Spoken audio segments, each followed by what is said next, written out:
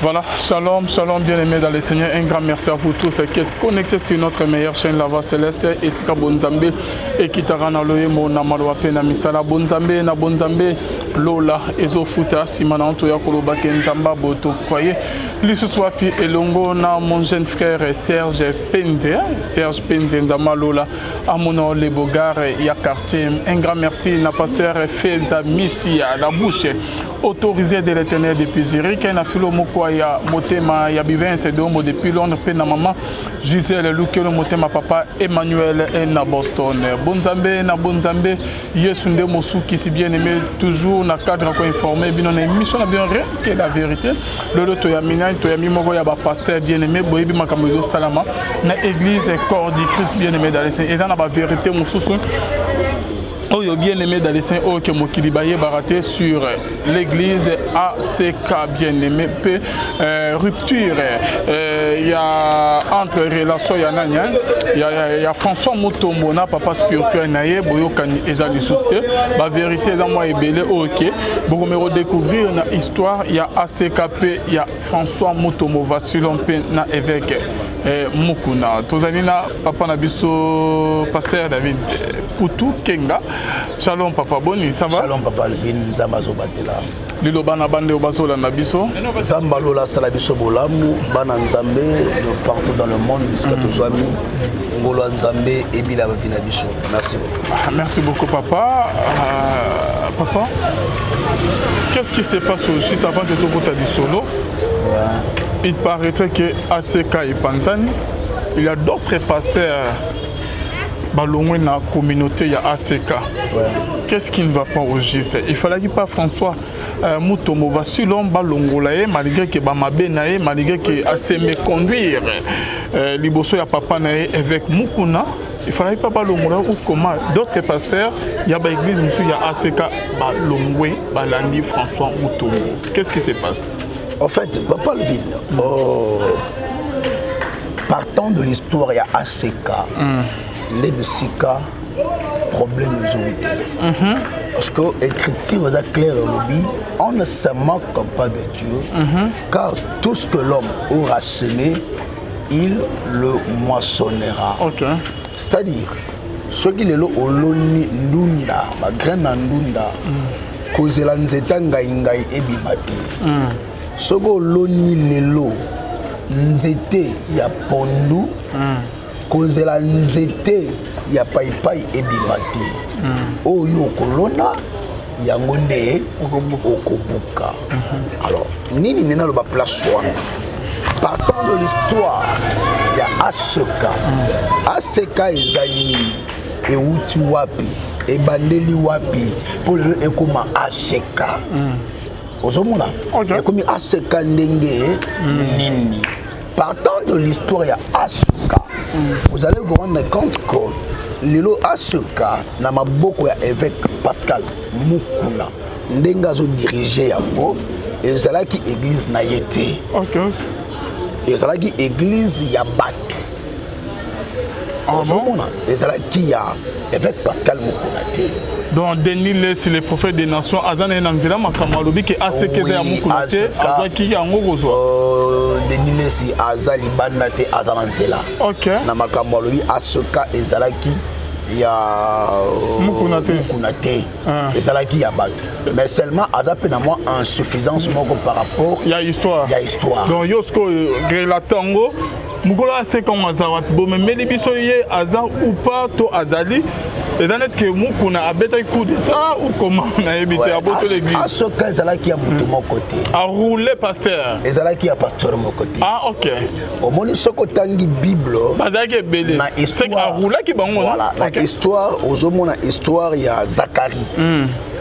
Bible lobi que Zacharie et comment que tour ya rôle ya classe ya sacrificature na ye. Zacharie azalaki ya classe Abia.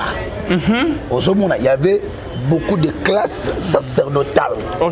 Mais Zacharie appartenait maintenant à la classe Abia. Tant qu'on tour ya classe na ye. Le gars est sacrificateur na la classe wana. Ndo mona kota na lieu trop simple parce que kota na ange wa que non. Moi sinayo a zemi moi na wana ko pesa na kombo Jean. à cause de la boue. Alors, c'est comme ça aussi, ACK, et d'ailleurs, comme ACK, comment vous qui m'a ndo après comme ACK na ba ne comme ACK na yebi so ezala ki ndengeni ezala ki mouvement beaucoup de prière autour d'un groupe de prière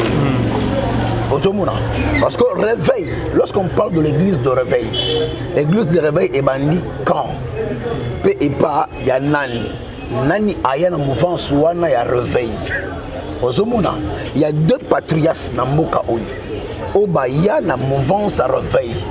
Le pauvre ou le feu otobenga papa na biso musée Aidi na bala na papa na biso en vie le patriarche Nkelani ozomona aza en vie aza sur église sur Kigoma Dimare na coin de place église ezali na commune Kinshasa bango nde baya na mouvement wana otobenga ya réveil na ba ne 70 ne ba yaki na yango 70 ne mouvement wana et bandit. Alors là Mukuna n'était même pas encore serviteur. Papa. Et Mukuna n'était pas encore serviteur, il ne servait pas Dieu. Là Mukuna était encore commerçant et boxeur. Mukuna dans la boxe et Mukuna azalaka commerçant. Nde musala oyo évêque abane kosala yango wana. Mais maintenant qu'est-ce qui va se passer? Ce qu'on a dit histoire wana oyo comprendre eloko moko ezalaki eloko nini au Monaco baou et asoka e bimina église otobenga Nzambe malamu et uti na Nzambe malamu Nzambe malamu OK beta histoire en bien asoka e uti kuna eloko nini esalaki ko asoka e bimana Nzambe malamu parce que quand asoka tenda bimaki même foi abondante où il y a évêque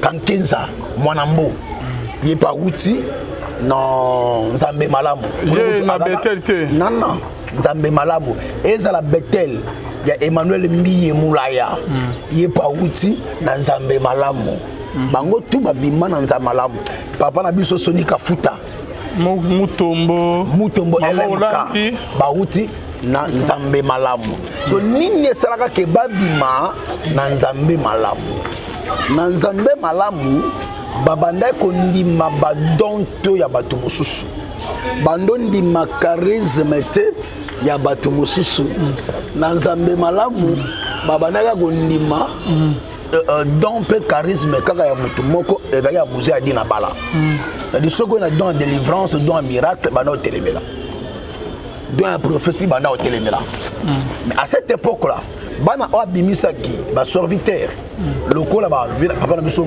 Kankenza ba apôtre Mutombo Kalombo ba oya aseka ozu lokola évêque Philippe Mutangila parce que Philippe Mutangila ndé muta apesa aseka comme aseka ndame comme aseka Philippe Mutangila ozu avec Philippe Mutangila ozu avec Tambwe ozu Sendula ozomona Sendula ou affaire EJCC bango nde bazalaka kuna papa meso Sonika Futa alors tangu bandi ko étouffer ba grâce na bango c'est comme ça maintenant babimaka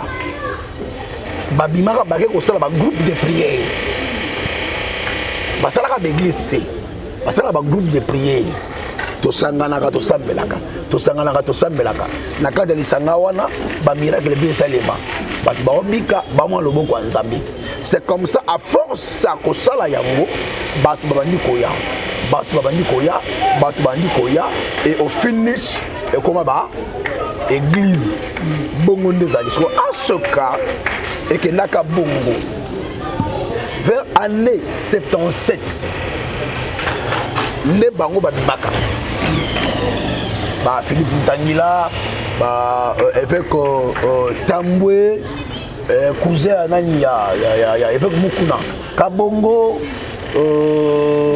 ba Sendula ba il a fait ba 12 mais tous ba iga baluba babini bake kosala ya bango groupe de prière.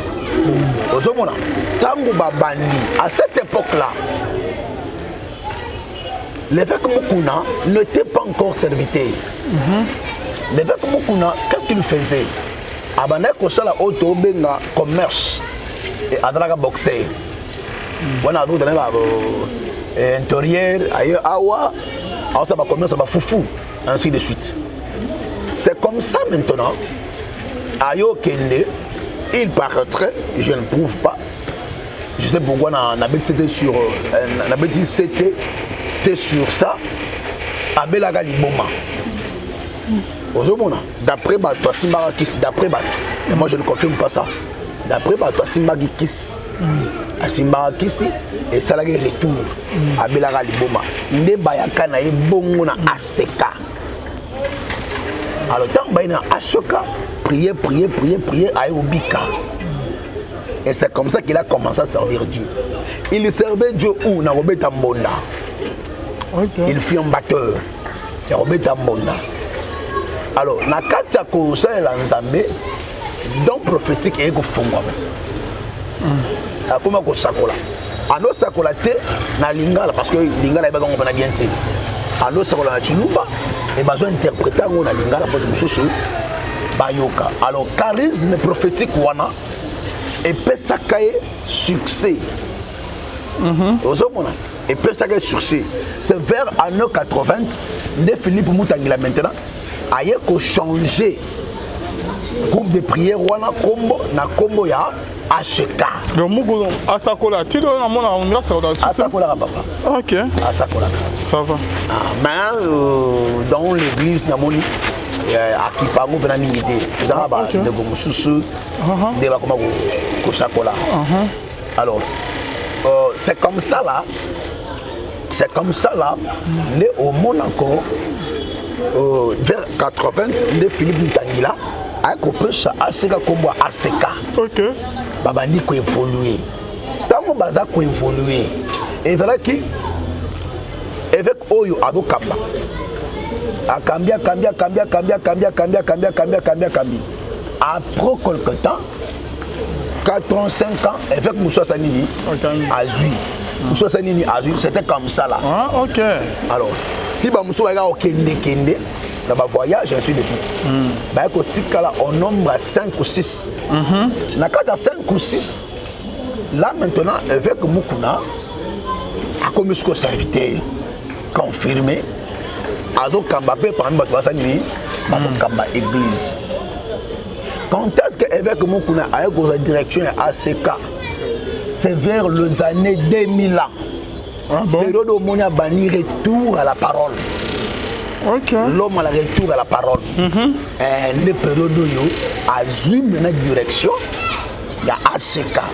Une période où maintenant il y a un tour à Kamba pendant autant d'années. Maintenant, tout en étant maintenant dans l'exercice, il y a fonction.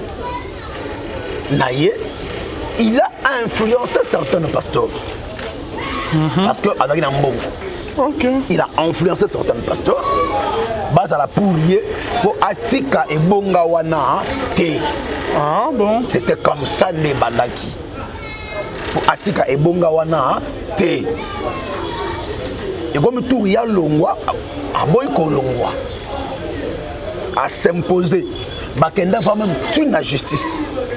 Ah bon? Bakenda go samba na justice. Basambi ba gagner la justice. Mais comme il était déjà influent, peut ayer banaki déjà na ba konzi mususu. Ba joua carte moko neti ba ya ko bongisa dans le lieu saint le kola ba pasteur. Aujourd'hui, tant que ko bongisa, c'est de là maintenant que l'évêque ou à l'époque où on a dirigé plateforme auto-benga église de réveil, et ça avec Kankenza, Mwanambo, là, évêque ou à d'autres là, église de réveil RSC.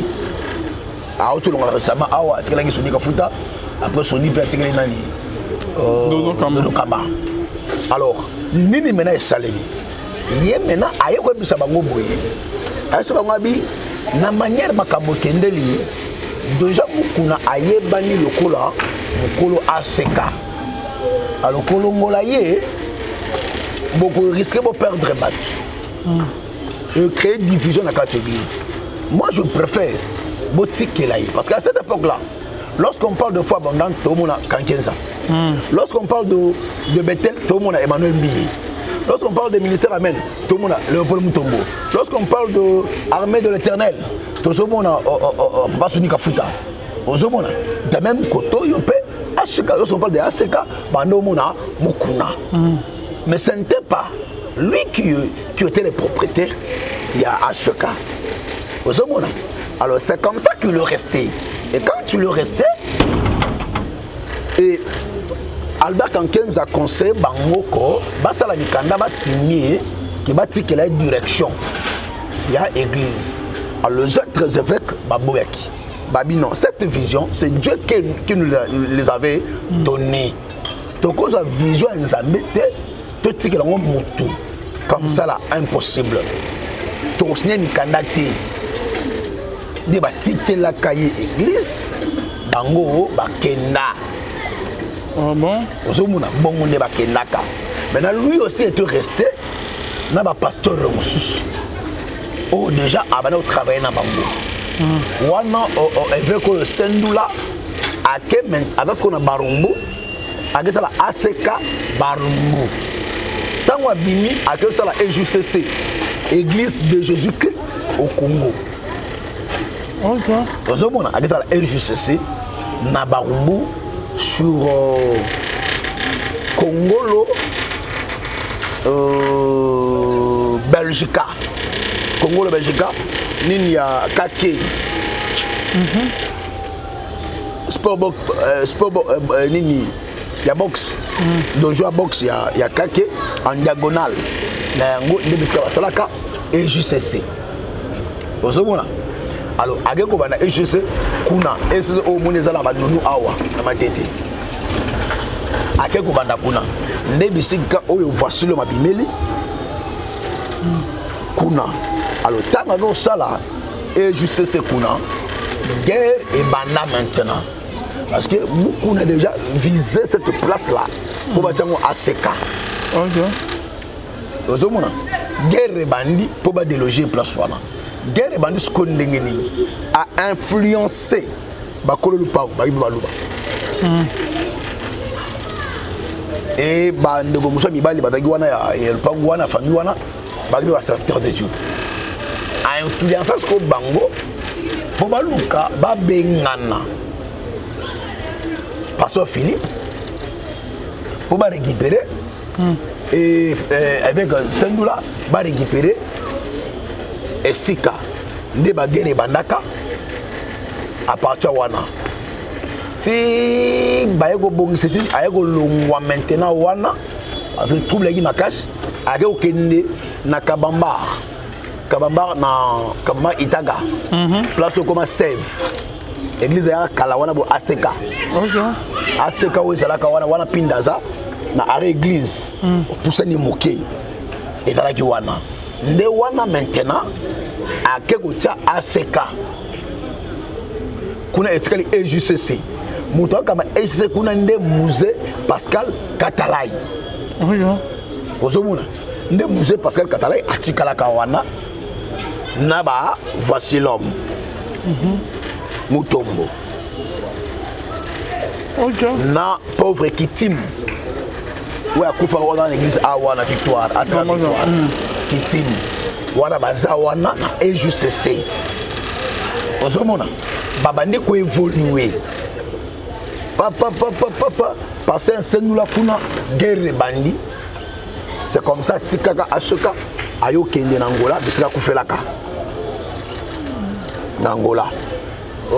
Yépe musée Pascal Katalai atikali kuna EJCC bazo évoluer na ba vachilo papa ce de là est-ce que la betra du soloko na michoko voici maintenant avant on sala ba délivrance bazo bambana mais ba via on doit changer te ba bikate partant de là ndé droit ba tuna game qu'est-ce qui se passe que ba tout boye no mona silikaka abimaka na pasteur mususu entre autres na kata passage mana bango kitim na kati bake ba ona soma zikida na dilolo babandi église kuna papa ba ego zonga sko ba côté na vision ya nini ya ACK na ba kitim ba évoluer le rôle appelle kitim na ina grâce. C'est comme ça qu'il était sorti maintenant. Atik Vacilom, Yepe Aeko Bada ACK Moussous. Awana victoire. Neba évolue au monde guerrier Zalaki entre Kitim et Vacilom. Baban déjà au Canada. Ouais, au Canada. Guerre banane Kitim et Vacilom. Kitim a ma casse na prière. Ah, il m'a casse na prière. OK. Et bah tu vas y à l'époque là. Ah bah ça là, bah monsieur même Tina bah le Canadien, la chaîne il y a Armée de l'Éternel où il y a pasteur Sony. Bando le Canadien wana. Alors, et c'est l'icône qui est un succès. Ndé abimisaka JBB. Ouais babuki bike. Ozomona. Alors, quand abimisi yango et bandi succès, ndé voici l'homme a botoli disant que vision est bandaki a pas nangai. Guerre na bango bandi.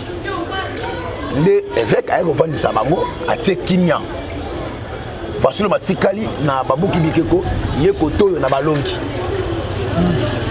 Ba évoluer bongo tina ndenge liwa ya kitim et ya kakoya ba bete masasi o ba toujours ba keno et akufa kana masasi te asalaka accident pour ando que n'est pas moi chandumba or lokuta ba piéger kai parce que jour wana l'église assise culte ba péché prophétique ko bimate le lot monde ba bomu na masasi azongi ndako pa na vers 23h appelle le compte na téléphone ba benge keno on a $5,000 et pas maman moko na donc les États-Unis sala mbango ya kozwa ngona kodeba kingasani abima na mutuka démarrer mutuka liboso démarrer te ya mibale démarrer bimi ndaso ka liwa o ba bomaka yi entre guillemets donc déjà à l'époque wana avec une guerre na ba passer monsieur ACK ou ba sayi kombo na ACK entre guillemets est-ce que ba on a misaki to éviter ce que babandika bongo to yebi pe te zamenda yebi vraie version ya makambo to solo bela ozomona bongo nde avec Pascal Mukuna azwaka vision ya ACK boyebi sangai eloko oyo botoli batu même la classe total nyanguti la loi d'Italion œil pour œil dent pour dent. Celui qui tue par le paix périra par l'épée. Bible lobby, l'âme qui pêche, c'est celle qui mourra. Ozomona, tout ce que tu auras semé, c'est ce que tu moissonneras. Otolona kalelo, c'est dans le temps de te récolter en gros. C'est tout à fait normal qu'aujourd'hui, paix, makambo oyo, et ya moupepe oyo, et ya. Ah. Donc, oyo là avec Mukuna eza oyo pas salaka batu. Oya salaka batu. Yango ezongeli malgré que c'est pas encouragé. Ya komona biloko boye c'est pas encouragé. Mais seulement eza oya lonaki eza loi nature. OK. Et singala bukango yango bukango. Mais ba pasteur Moussous balongwe, c'est vrai ça? Ba pasteur ebele balongwe. Juste après départ, il y a Vacilom. Okay. ACK Mokali, à Longwe, ACK États-Unis, Koutou, à Longwe. Mais pourquoi et pourquoi vous allez influencer François Moutomo ou c'est caché? C'est à vérifier, mais seulement déjà le pasteur François Moutomo, tout en le temps, Nakatua ACK. Déjà, lui aussi s'est préparé un jour, il y a compliment. Lui aussi s'est préparé un jour, il y a la communauté. L'imam, on a joué le soir, tu as 5 ans le soir. Au moins, François, tu as la communauté.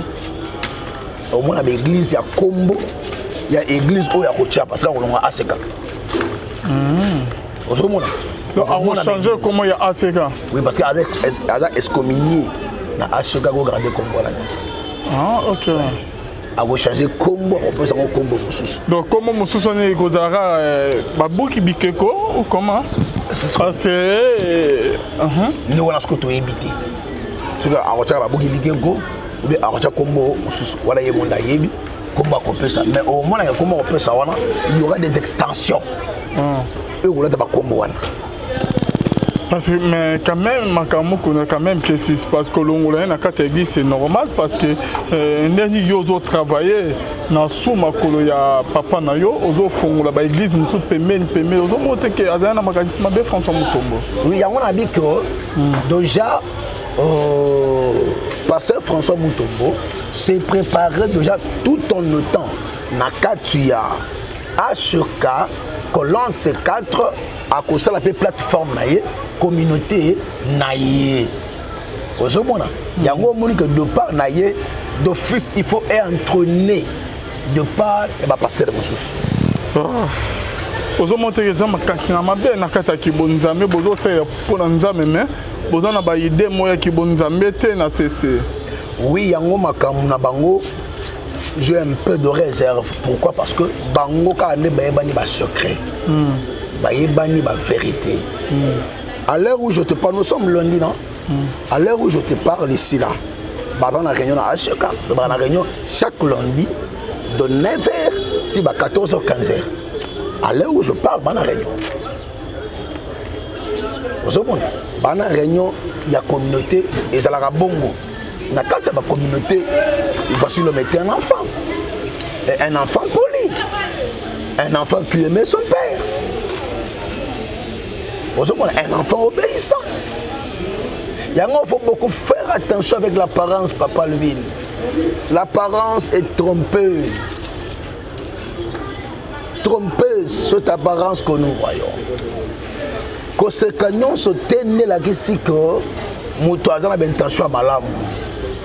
J'étais mignon, se tenait là, ici, que nous avons. Il faut beaucoup se méfier. Na ba parents ya battu mitema za sanduku e bomba secret belé to ko mona bilonge mitema to yebani te ozomona il était là un enfant soumis, un fils soumis à son père, à son leader. Ozomona et lui-même disait que muto kabolé na fait kazate mais le va kabani. C'est pour te dire que le cœur d'un homme, c'est comme un courant d'eau. Il s'incline selon circonstances au dans la yango. Ce côté shit et reçoit forme shit. Ce côté tourbillon to bengi litimba na lingala. Au monde ngo eko baluka. Ce côté virage, au monde du virage, c'est comme ça l'homme. Le cœur de l'homme reste comme ça là. L'homme te dit aujourd'hui qu'il t'aime. Demain, c'est ce même homme-là qui va te détruire. C'est ce même homme-là qui va te trahir. C'est ce même homme-là qui va t'enfoncer, te faire du mal. C'est comme ça l'homme. L'homme, l'entreprise le plus difficile à gérer dans le monde, c'est l'entreprise des hommes. Pourquoi? Parce que l'homme, on ne peut pas le maîtriser. L'homme est changeable. Na tongo la mukana imer mususu na mide comme na imer mususu pourquoi imer mususu butu imer mususu l'homme est insaisissable. Moi je comprends de mutezate c'est ça l'homme, c'est ça l'homme. Voilà pourquoi dans la vie il faut beaucoup prier Dieu pour ça anime après ça yo bateau ba ozala malamu pona yo parce qu'il y a que Dieu qui peut voir le cœur, il y a que Dieu qui sonde le rein. Sans Dieu, il n'y a pas d'autres personnes. Si cela est vrai, nous devrons prier Dieu de mettre de très bonnes personnes tout autour de nous. Papa Nanga, Papa David, entre François Mutombo et évêque Mutombo, n'a pas dans la tort. Oh, na katali kambo n'enge keneli. Bon, moi je ne vois pas le secret européen ça évêque Pascal Mutombo. Tort, je ne vois pas. Je sais que Magambo na lobby. La plupart, au monde les fanatiques yabatu. Mais il y avait certaines choses que j'avais condamnées. Je suis là que pour la vérité. Je sais que maman dans le boyo, le loba fanatique. Quand tu le veux écouter comme ça, mais na monité mabe avec mokuna awa eza wat seulement eza ki azobuka oyo pasala nini allo naki mais na kati li solo bango na washilo mabe nezate quand il y a communauté il y a ce que nous appelons le règlement d'ordre intérieur. Ce n'est pas pour rien. Chaque lundi, à Ashoka, pour la réunion, il y a communauté comment communauté et se dérouler, se fonctionner. Pour preuve, pasteur Mouta Sega a démenti que chaque fin du mois, ils ont la récolte uniquement pour l'évêque. Chaque fin du mois, pendant la récolte, uniquement pendant une semaine. Alors, là, on a dit que la relation n'a pas mis le temps monaté, comment le lot. Bien, tu sais quoi. Ils ont été tous des hypocrites l'un envers l'autre. C'est comme ça que quand celui-ci a découvert que oh, il y a des hypocrites envers là, il a gardé fou. Oh, il a découvert qu'il y a des hypocrites envers là, il n'est pas ça nini. A Salinini, a tué ma garde-fou. Bongo Ndenge Sali. C'est comme ça. Quand on va découvrir que, bah, nini, bah, comment dirais-je, hypocrisie entre Bango et Bango, début tout le monde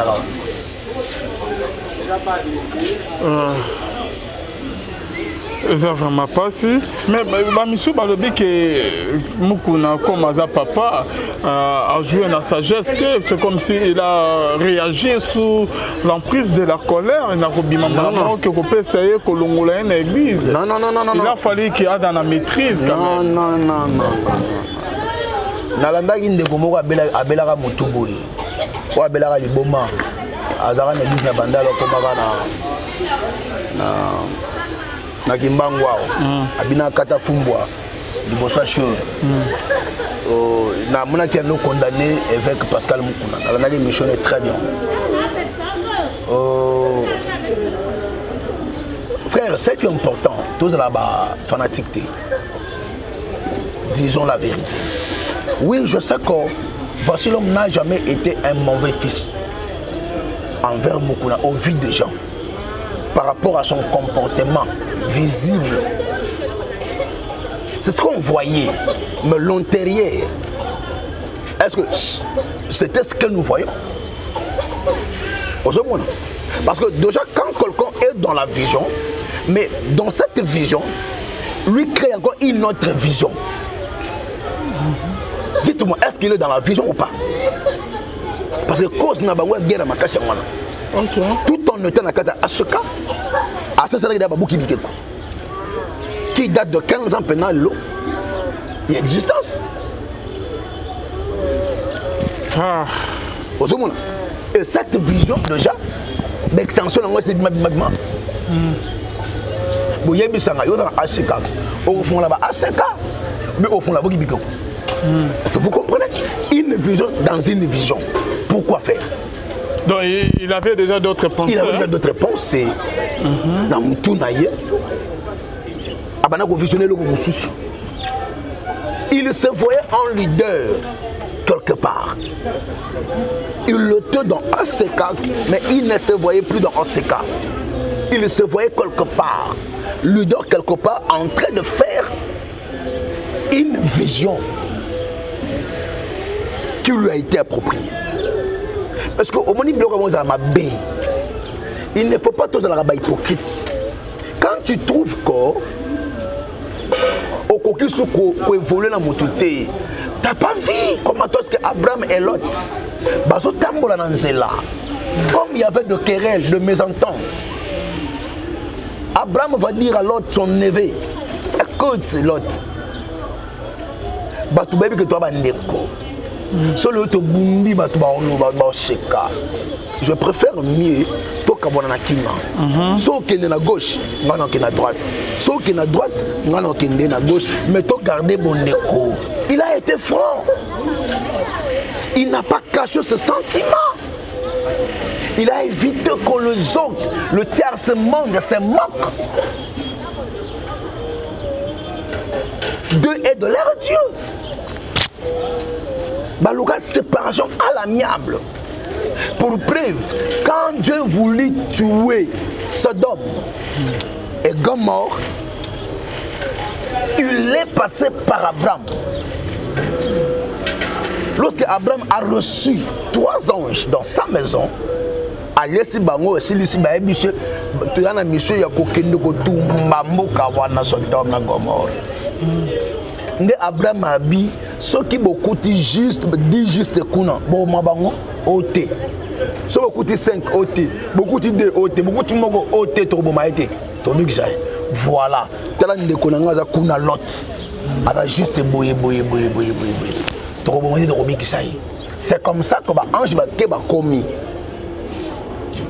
Na mbokana ba kota na ndako na. Il y a l'autre pour la vertu encore. To bo mboka oyo. Bima, yona moi china bana, bokeni, bota la simati. Ok. Il a été sauvé par intercession d'Abraham. Tout ça pourquoi bakabon na kimia? C'est ça les enfants de Dieu. Mais oh, il y a biso ba bakabon na kimia te. Oui, bakabon na kimia te pourquoi? Parce que Vassilom a été hypocrite. Il a été hypocrite. Mais il a fallu aussi que Moukouna, avec Moukouna, puisse garder le silence. Communauté et ça n'a pas règlement. Au moment où tu as fait c'est énième de fois. J'ai beto kangote. Au moment énième de fois. Mais dans la communauté, comment on va créer l'église Moussous? Au moment c'est énième de fois sur ça. Il ne voulait pas. Abeli, oui. C'était normal que la communauté, le pasteur Moussous, batindaye à Kamba église, mais lui il refusait. Pourquoi? Parce que la seule Kalembe, pour lui, ce n'était pas la seule comme tous les autres Aseka. C'est déjà une autre vision dans sa pensée. À cause c'est dans moi. Ok. Azongi a beaucoup remercier la communauté Aseka. Ma père spirituel. Mais à vous remercier, nous avons la guerre déjà. Ok, merci beaucoup. Parce que déjà hier, na kati le benaye au moins déjà que non. À ce cas, avec na le boko moko, main noire moko, na santé na ye, na liwa ndoko fa.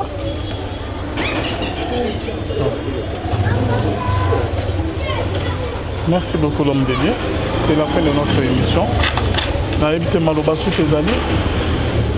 Et votre contact sur oh, nga maloba suka onga na kuki. Koloba suka Isaac. Lorsque nous lisons l'écriture, la Bible nous dit il est doux et agréable que le frère se sert de demeurer ensemble. Et la Bible nous dit chercher la paix et la sanctification sans laquelle personne ne verra le Seigneur. Étant enfant de Dieu, tout le cas. Tout ce qui est dans tout ce qui est dans l'entourage, tout ce qui est dans la beauté, c'est vraiment important. Ce que nous faisons aujourd'hui, nous sommes en train de combattre Dieu, de combattre l'œuvre de Dieu, indirectement, sans le savoir. Parfois, ils ont fragilisé comment on a passé bon oiseau au Canada. Ils ont fragilisé et le diable là où il est, il se réjouit. Il dit je gagnais. Il se réjouit. Au lieu de servir, nous avons mis service au diable. Revenons à l'essentiel. Cherchons Dieu, pratiquons les bons œuvres. Que l'Éternel Dieu vous bénisse. Merci. Plus 243 82 411 32 46. Merci beaucoup. Bonzambe, na bonzambe, Lola, Ezofuta, Simana Antoya Koloba, Nzamba, Boto, Kwaye. Je suis à la prochaine. Bye.